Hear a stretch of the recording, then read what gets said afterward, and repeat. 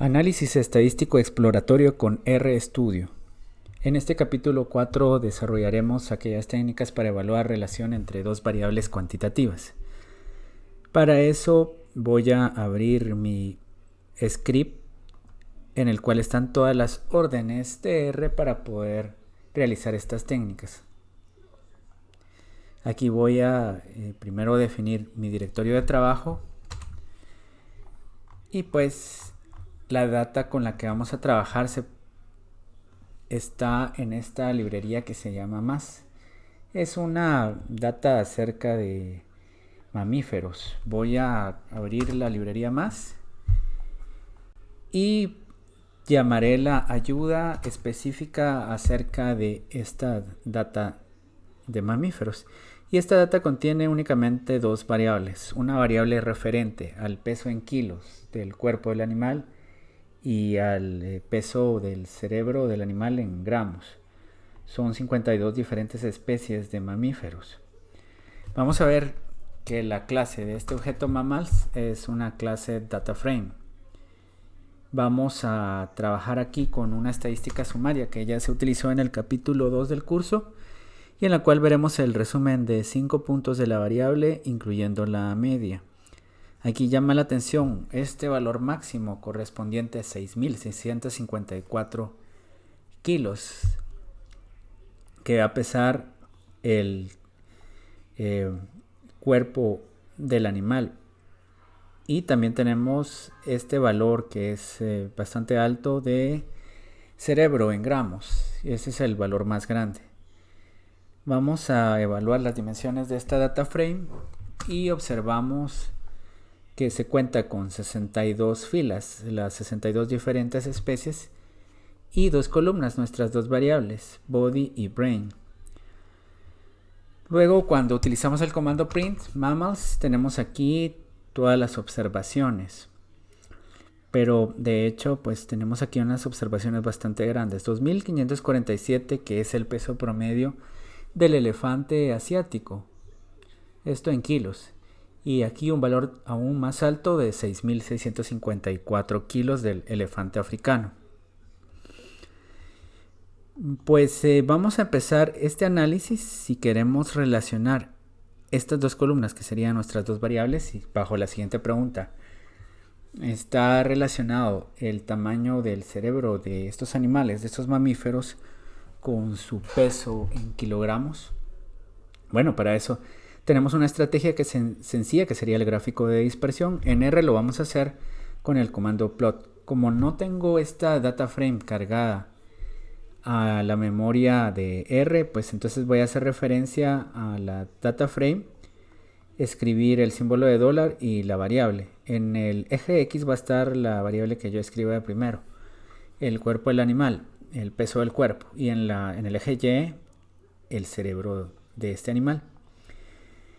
Hago aquí pues esta orden y veo pues esta gráfica en la cual se ha corrido bastante la escala debido a estos pesos tan altos que eran el elefante asiático y el elefante africano. Estos datos que tengo acá no los puedo visualizar correctamente. ¿Qué podría hacer? Bueno, podría calcular el logaritmo de ambas variables, logaritmo del peso del cuerpo y el logaritmo del peso del cerebro, para tener una visualización correcta. Y de hecho pues la voy a hacer acá con este comando, en el cual estoy agregando además las etiquetas de identificación del eje X y el eje Y, el logaritmo a cada una de estas variables. Y lo que voy a obtener pues lo tengo acá, que es un gráfico en el cual se observa que hay una relación directa en la cual a medida que aumenta el peso promedio del animal va a aumentar el peso promedio de su cerebro. Si es que acaso dibujamos aquí un modelo lineal a través de una regresión lineal simple, vamos a ver que los puntos están cercanos a ese modelo lineal. Podría ajustarse bien un modelo lineal simple a estos datos. Y bueno, vamos a ver otro detalle, que sería el hecho de que existe lo que se conoce como el coeficiente de correlación. El coeficiente de correlación nos dice cuál es la dirección de la relación entre esas dos variables cuantitativas, si es directa o indirecta, así como la magnitud de la relación. Yo puedo escribir aquí un comando en el cual estoy diciendo la correlación. Voy a copiar esta orden y solo la voy a modificar acá.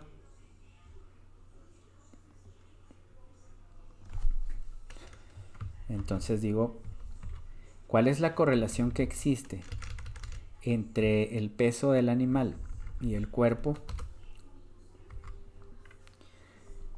Aquí ya está. El peso del cuerpo y el peso del cerebro. Es una relación de 0.93. ¿Cómo se interpreta esta relación? Recordando esto, pues únicamente voy a tener que hay dos tipos de direcciones de esta relación.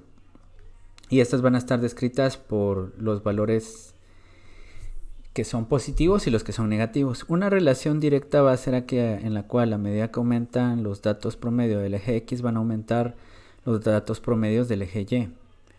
Una relación indirecta va a ser aquella que a medida que aumentan los valores del eje X en promedio van a disminuir los valores en promedio del eje Y. Entonces aquí contamos con una relación directa. A medida que aumenta una variable va a aumentar la otra.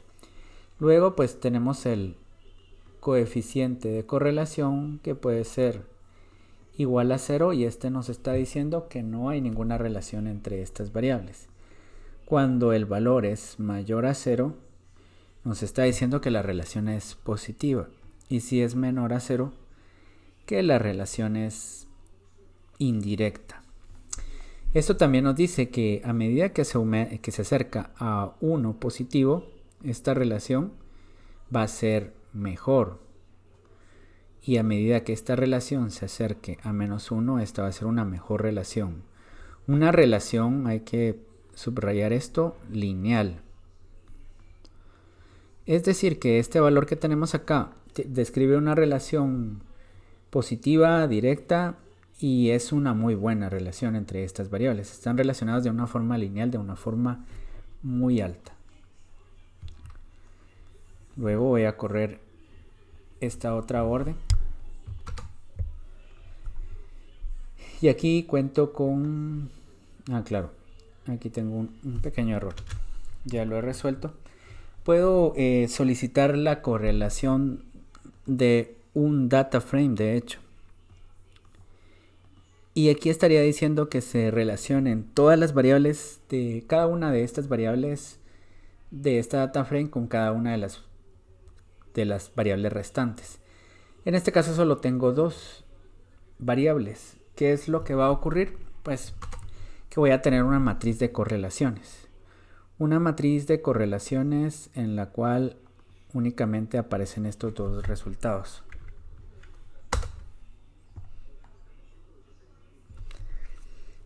Aquí están los dos elementos. La correlación entre una variable con sí misma va a ser de 1 y pues aquí está lo mismo. Pero pues en otros casos, cuando tengamos más de dos variables, van a estar todas esas posibles relaciones entre las variables. Aquí tenemos el mismo valor. Luego voy a trabajar con una regresión para poder hacer la graficación de esa línea de referencia en el gráfico de dispersión con el que ya he trabajado. Pero para eso voy a trabajar de primero asignando el resultado del logaritmo de la variable peso corporal a un objeto llamado X, y a un objeto llamado Y le voy a asignar el peso del cerebro. Ahora hago la gráfica de dispersión que ya la tengo anteriormente, solo que ahora le he nombrado eje X y eje Y. Y voy a crear un modelo lineal sencillo, una regresión lineal simple con el comando LM de Linear Model o el modelo lineal. Aquí la sintaxis varía porque utilizamos la virgulilla, que esto es la Y en función de la X. Ya no es esta sintaxis de X y Y, sino que Estamos diciendo que la X va a explicar a la Y. Voy a asignarle un color azul a esta línea de referencia y todo esto lo voy a graficar en el plot que ya tengo hecho con el comando ABLine. Visualizo cuáles son los resultados y aquí está. Como había dicho, el modelo lineal está muy bien para describir la relación entre estas dos variables. También tengo otros gráficos que puedo realizar con otras paqueterías que me van a dar opciones adicionales. La librería car contiene el comando conocido como scatterplot. Y scatterplot va a tener una sintaxis similar a la del modelo lineal. Y pues, ¿qué es lo que hago? Lo que hago es que en función de la X, y aquí me va a presentar, además de un gráfico de dispersión, los posibles modelos lineales y no lineales que me describen la relación entre estas dos variables. Además, la distribución de estas variables con boxplots, tanto para el eje X y el eje Y. Aquí tengo entonces el modelo lineal, que está muy bien, y otro modelo de referencia que es un modelo no lineal, pero que difiere poco del modelo lineal. Aquí estaría también un intervalo de confianza de la predicción, donde vemos que los valores que se salen de esos intervalos de confianza son algunos pocos.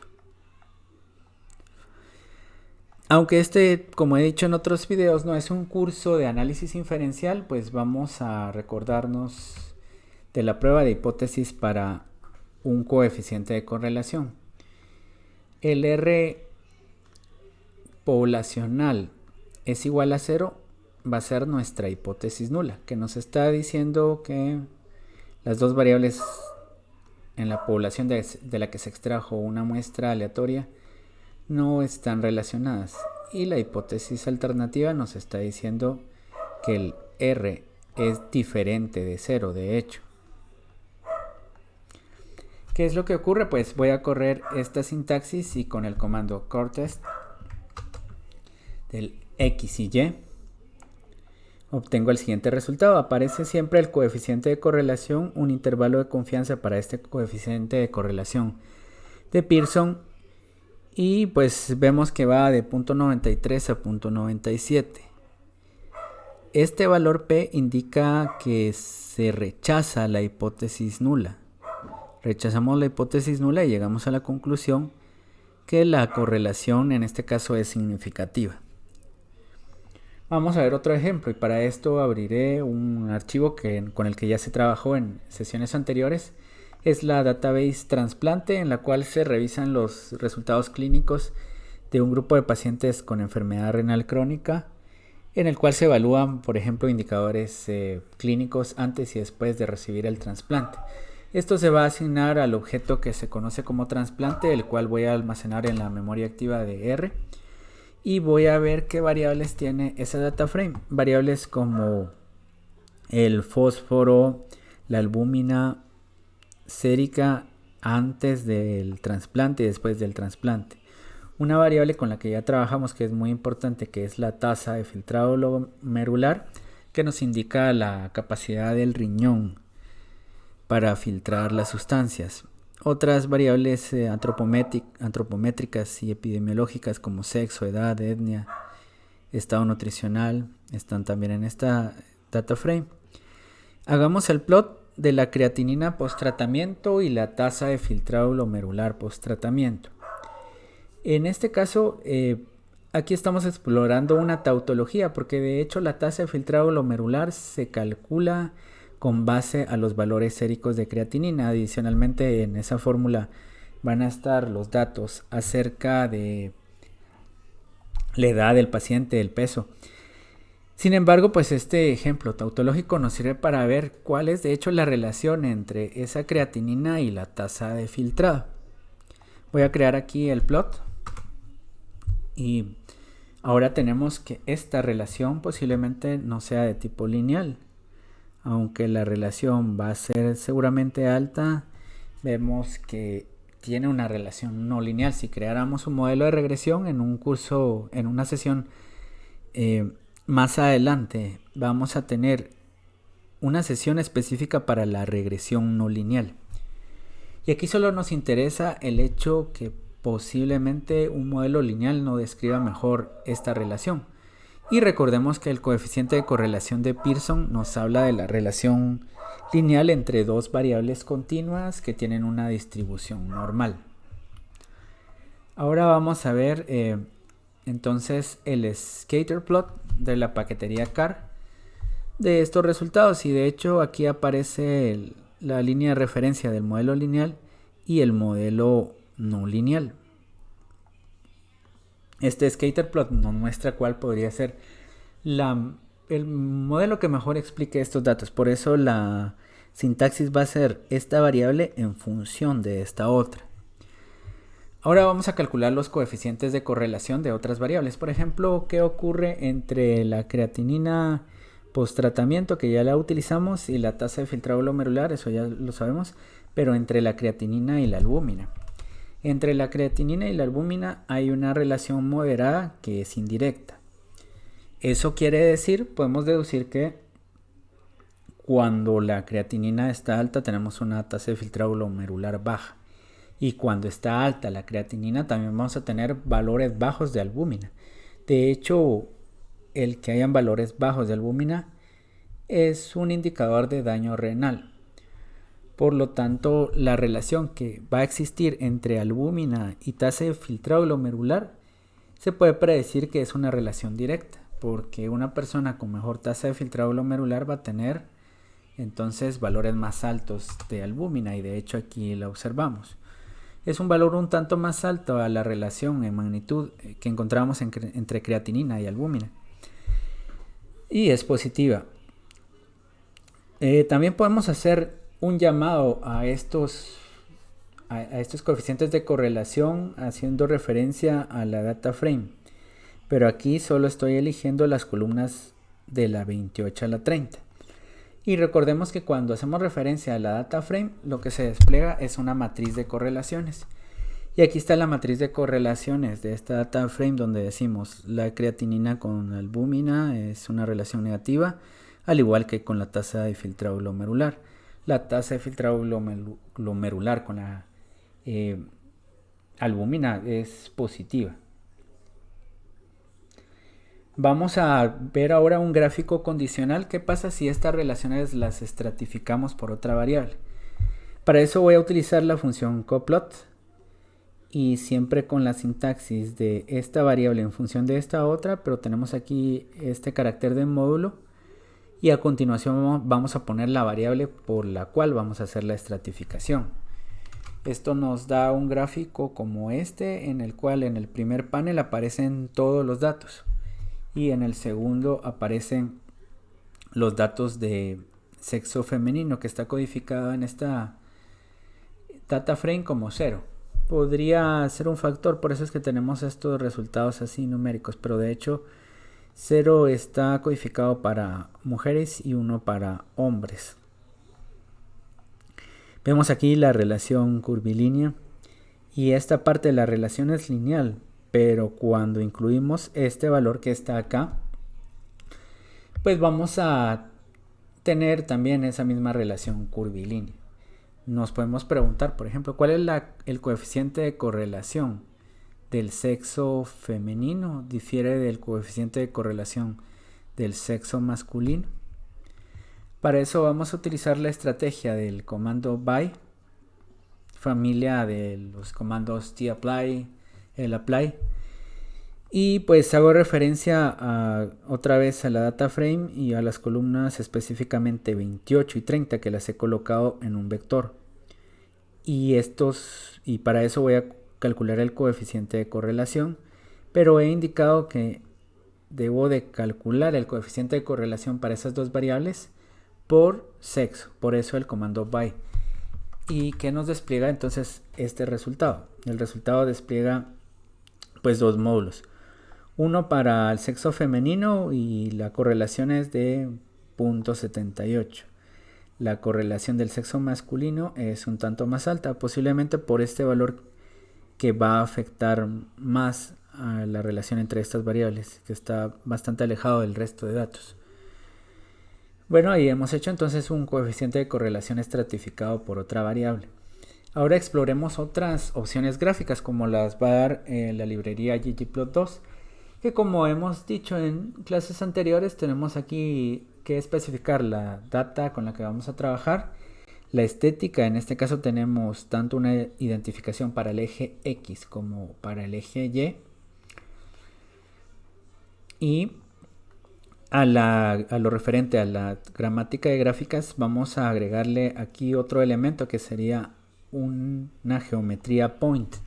La geometría point nos sirve para hacer gráficos de dispersión, no la habíamos explorado anteriormente. Exploramos el histograma, el barplot, el boxplot, y aquí únicamente estamos indicando el tamaño de los puntos y la forma de esos puntos. De hecho, el shape 18 nos va a desplegar lo siguiente. Voy a abrir la librería antes de aplicar el comando. Y aquí está, este tipo de puntos es los del shape número 18. Adicionalmente agregué las etiquetas del eje X y el eje Y que aparecen acá. Bueno, pues ¿qué ocurre con estas variables? ¿Será que hemos comprobado los supuestos de la distribución de probabilidad de estas variables? Pues podemos hacer QQ-norm de la tasa de filtrado y QQ-line para ver la normalidad de estos datos, y vemos que los datos pues no difieren tanto de una distribución normal. Tenemos un buen ajuste para la distribución normal. Pero veamos qué ocurre en el caso de la otra variable con la que trabajamos, que sería la creatinina. La creatinina sí tiene desviaciones evidentes de la normalidad. Pues esto es un problema porque el coeficiente de correlación de Pearson debería aplicarse para variables de tipo normales. La opción con la que contamos es el coeficiente de correlación de Spearman, entre otras opciones. Para eso debo instalar esta paquetería pspearman, y si ya la tengo instalada solo voy a abrir la librería pspearman y el comando llamado spearman.test entre ambas variables nos va a desplegar otro coeficiente de correlación, y este coeficiente de correlación es el que tenemos acá. De hecho, una relación más alta que la que habíamos visualizado con el coeficiente de correlación de Pearson, que es un coeficiente lineal para variables paramétricas. Aquí tenemos también su prueba de hipótesis, en la cual nos dice que la correlación es significativa, pero vamos al concepto de utilizar una correlación no paramétrica. Otra de las variables con la que contamos es esta que se llama Kadoki. Se refiere al estado, al grado de la enfermedad renal crónica de estas personas. Mientras más sea ese valor, la persona está más afectada. Entonces veamos un histograma de Kadoki. Es una variable ordinal. ¿Qué ocurre entonces con esta variable ordinal? Que tenemos una distribución no paramétrica. Pues obviamente es una variable ordinal, pero si la queremos trabajar como numérica, pues no podría trabajarse como una variable normal. Los niveles de Kadoki con los que se cuentan acá aparecen, bueno, aquí no está definido como factor. Si se hubiera definido como factor, pues sí se podrían encontrar esos niveles. Yo me pregunto, ¿es un factor con isFactor? Y me dice que no, de hecho no es un factor.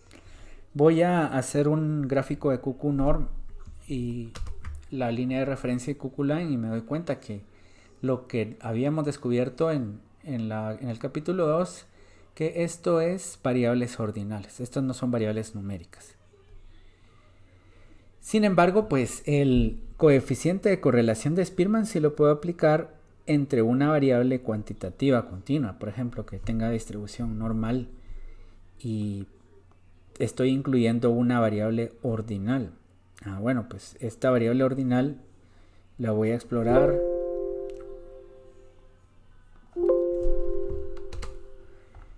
Y aquí con Kadoki me aparecen estos valores. Calculo el coeficiente de correlación. En este caso, el coeficiente de correlación de Pearson no es el más adecuado, y debería utilizar Spearman. Y aquí Spearman Test. Spearman Test entre estas dos variables me va a dar el siguiente resultado.